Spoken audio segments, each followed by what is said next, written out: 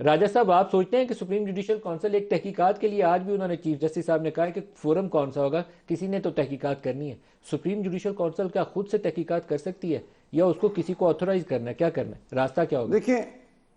دیکھیں supreme judicial council نے تو ایک طرح سے ججز مس کانڈکٹ کو دیکھنا ہوتا ہے صرف، یا وہ ایک جنرل لائے عمل جو ہے گائیڈ لائنز دے سکتی ہے. 6 جج صاحبان نے ان سے گائیڈ لائنز مانگی ہیں، اپنے اوپر تفتیش کا نہیں کہا ان کو.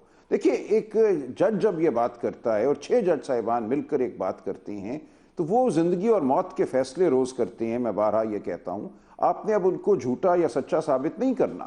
وہ نہیں کہہ رہے کہ ہماری تفتیش کرو، ان واقعات مخصوص واقعات کی تفتیش کرو. وہ کہتے ہیں یہ ہو گیا، ہم نے یہ سہ لیا، اب ہم چاہتے ہیں آئندہ کے لیے کوئی لائحہ عمل طے ہو. آپ ہمیں ہماری رہنمائی کریں اور بتائیں کہ جب ہمارا چیف جسٹس ہمارا ساتھ نہیں دیتا، ہم بارہا یہ بات چیف جسٹس کے نوٹس میں لا چکے ہیں اسلام آباد ہائی کورٹ کے، ہمیں وہاں کوئی سنوائی نہیں ملی. ہم نے اور جج صاحبان سے بھی بات کی، پچھلے سی جے پی سے بھی بات کی، کسی نے کچھ نہیں کیا. تو اب ہم کیا کریں؟ یہ دباؤ جو ہے ہم نے سہ لیا. وہ یہ نہیں کہتے کہ دباؤ میں آ کر انہوں نے غلط فیصلے کیے، بلکہ وہ مثال دیتے ہیں فیصلوں کی جہاں دباؤ تھا اور انہوں نے فیصلے کیے.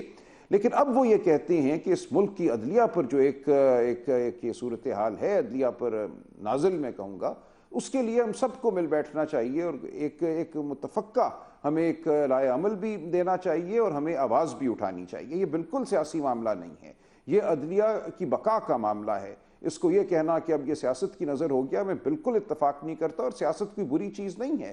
سیاست جب بنیادی اقدار کی بات کرے، جب بنیادی جو ہمارے آئین کے اصول ہیں ان کی بات کرے، تو سیاست میں سمجھتا ہوں سب سے بلند تر مکالمہ ہے معاشرے کا.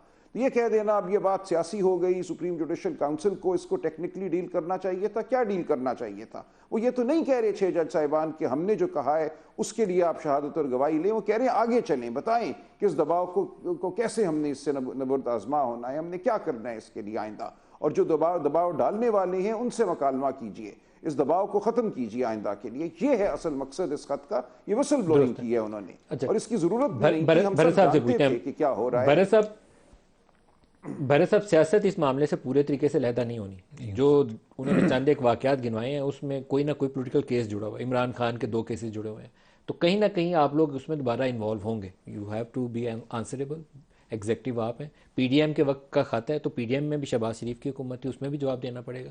اگر کوئی انٹیلیجنس ایجنسیز کے آفیسر آتے ہیں تو وہ ایجنسی بھی پرائم منسٹر کے ماتحت ہے.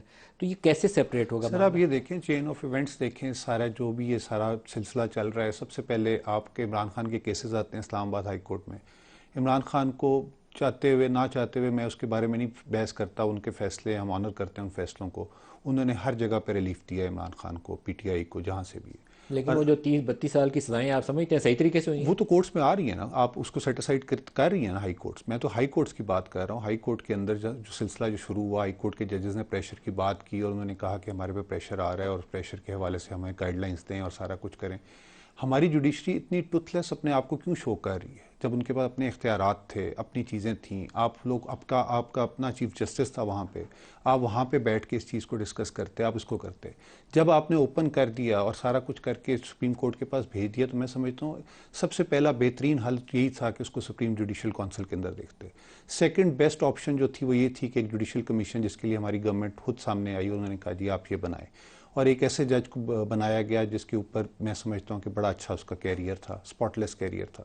اس کے باوجود اس کو جس تحقیقات تو اب بھی کرنی ہے، اب کیا کریں گے؟ وہ تو ختم ہو گیا. اب تو سر یہ اب تو کورٹ میں نا جسٹس قاضی فائز عیسیٰ صاحب کے پاس اب تحقیقات وہ کریں اور اس طریقے سے کریں. میں نے جس طرح پہلے کہا کہ خدا را کسی پہ آپ لوگ تیار ہو جائیں کسی پہ ٹرسٹ کرنے کے لیے. انہوں نے ابھی بھی ٹرسٹ نہیں کرنا. قاضی فائز عیسیٰ کل کو یہ کس نے نہیں کرنا؟